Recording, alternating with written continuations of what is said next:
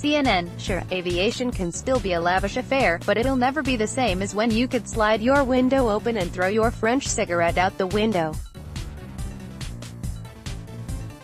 Vintage travel posters evoke this golden age of air travel, an era when aviation meant glamour, escapism and luxury. In celebration of 100 years of daily international air service, British Airways, BA, has taken a look back at its 1,200-strong collection of eye-catching vintage posters. This historic hoard has been compiled in a book, British Airways, 100 Years of Aviation Posters, published by Amberley Books in association with BA and charting changing travel and advertising trends over the past century. Left, Imperial Airways poster by Steph Cavallero, 1935. Right, Imperial Airways poster by Shurik, 1935, courtesy British Airways. Amberley Publishing. The book is the brainchild of 70-year-old Paul Jarvis, former assistant company secretary at British Airways and now curator of the BA Heritage Collection. Jarvis lives and breathes BA history, not least because he's part of it, having worked at the company since the 1960s. In recent years, his aim has been to promote and celebrate the company's past, starting with its amazing poster collection. The posters have always been particular interest of mine, Jarvis tells CNN Travel. Jarvis felt there was a public appetite for these striking posters and decided to put them together in a book. There are so many evocative, gorgeous posters, he adds. Related content. Step into Toshin's Golden Age of Travel. Left, British Airways poster by unknown artist, 1936.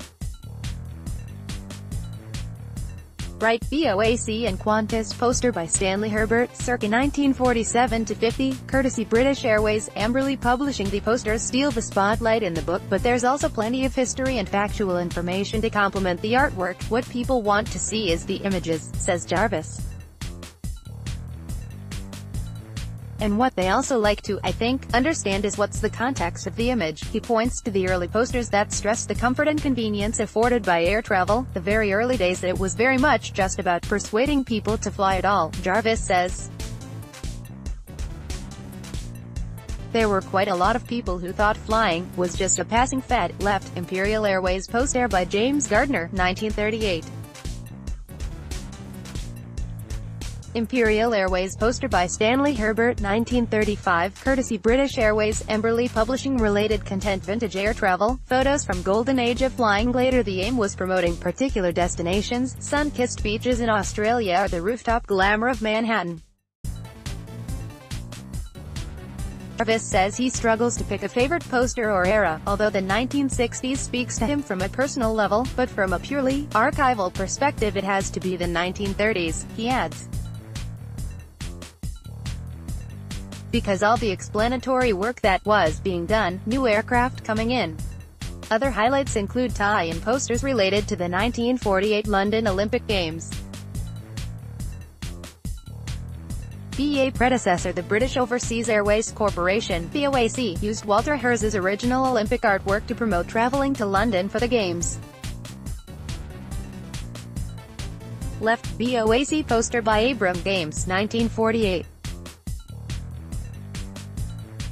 BOAC poster by Frank Wooten, circa 1952, courtesy British Airways. Amberley Publishing. Related content. Step back to the 1960s in New York's retro TWA lounge. In the mid-century, cross-continental flights were more and more common. An explosion of air services from 1946 when we started operating to New York because aircraft now had the range to reach it, says Jarvis. Trips to previously far-flung locations like Africa and Australia were suddenly possible, and posters depicted the stunning landscapes of these destinations.